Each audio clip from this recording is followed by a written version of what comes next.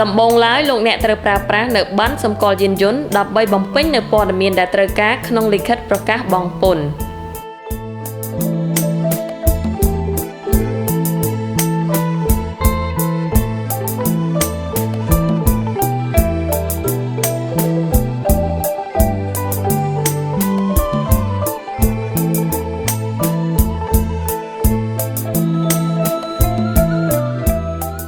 បន្ទាប់មកទៀតត្រូវប្រើប្រាស់អត្តសញ្ញាណប័ណ្ណដើម្បីបំពេញនៅព័ត៌មានដែលត្រូវការទាំងឡាយ